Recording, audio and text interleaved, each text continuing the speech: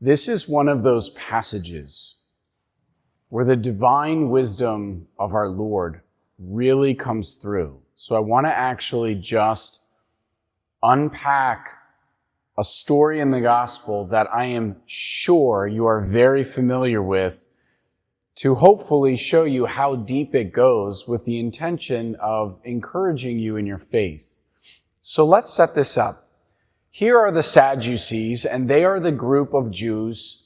Keep in mind, there was no Jewish pope back then, so there's different sects of Judaism that interpret Jewish scriptures differently, and the Sadducees are one of those sects. And so their whole thing is that they only accept the 5 books of Moses. Those are the first 5 books of the Bible. All the other ones, the prophets, the wisdom literature, all this, they reject it. And part of that includes that they totally reject the resurrection. They consider it to be something absurd. And in the 5 books of Moses, there's no explicit teaching that says there's going to be a resurrection of the body. So, because they hate our Lord and they want to be able to ensnare him, they make an appeal to one of the books of Moses where Moses teaches a levirate law. That's what it's called, a levirate law. And the law goes like this.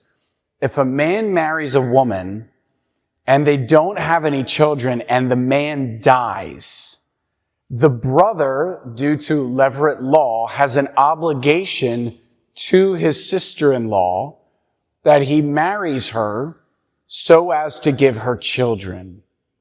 And the reason for this is, keep in mind that the gift that God gave the tribes of Israel was the promised land, and that property is handed down from generation to generation as an inheritance. So as a way of protecting the tribal identity, meaning the tribe of Israel, their identity so that they perpetuate in existence, and also to protect that land so that it remains under the property of that tribe, they want to keep it in the family. So the man has an obligation to his sister-in-law to give her children. But here's the deal. Any children that come from that marriage, they keep the name of the first husband. They are not the brother-in-law's children viewed. They're not viewed that way. Because the brother is just doing a favor to the family. It's his obligation to his own brother who has died. So those children technically belong to the deceased man.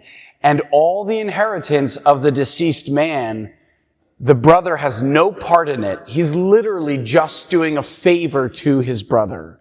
And that's it. And the law very much safeguarded that, so their property and their inheritance would perpetuate. So the Sadducees are making an appeal to this to try to trap our Lord. Because in a situation of the levirate law, let's say this goes 7 brothers deep, well, then in heaven, who's her husband going to be?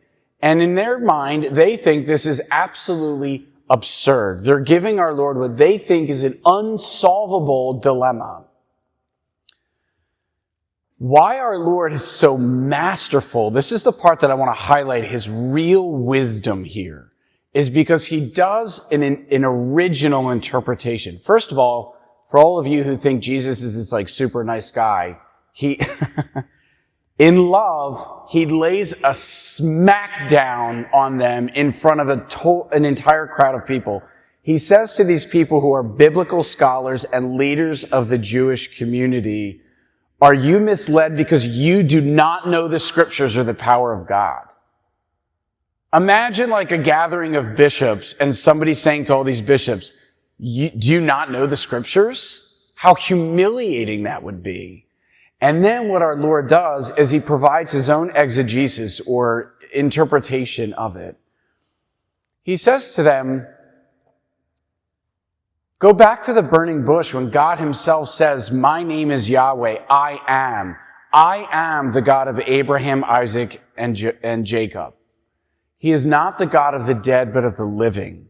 Now, what force does that have in the Jewish mind? From a Jewish perspective, death and God have absolutely nothing in common with one another, which is why if you even had contact with a dead body, you are considered ritually unclean and could not worship in the temple until you had gone through purity rituals. So for God himself, this is Jesus' response to them, for God himself to say, I am the God of Abraham, Isaac, and Jacob. If Abraham, Isaac, and Jacob are all dead and there's no resurrection, then you're putting death in contact with God, which by your own theology is unacceptable and impossible. It's a grave violation of his holiness. So the only solution here is that Abraham, Isaac, and Jacob are actually alive. He's not the God of the dead. He's the God of the living. But then he does something even more that they're not ready for yet. This is amazing, I think.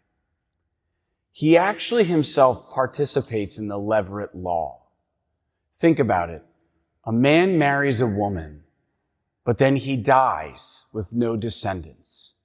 And so his bride has to go under the care of his brothers, who are to give his wife children, but those children will not bear the name of those brothers.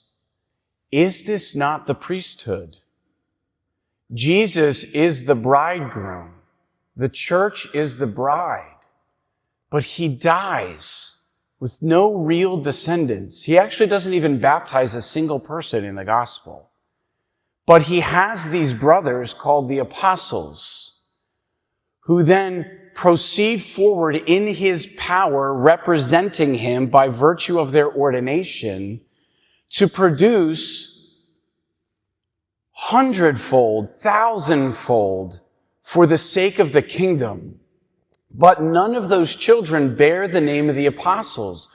We are called Christians because we bear the name of Christ. And the apostles themselves have no inheritance other than just a share in what properly belongs to Christ. And so our Lord himself not only interprets the resurrection with incredible genius, but then he actually fulfills the very levirate law that the Sadducees think is going to be his undoing. And he brings that to ultimate fulfillment so that its true inner meaning and purpose becomes entirely unlocked.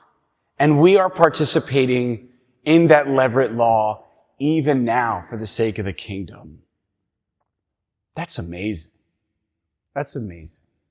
And so I hope that that simple demonstration and explanation of this passage encourages you in your faith, so that as you walk with Christ, you know that what he's doing, even if we don't understand it totally in the moment, is always going to be so far greater than our minds could entirely comprehend, but is always done because of the wisdom and the plan of God.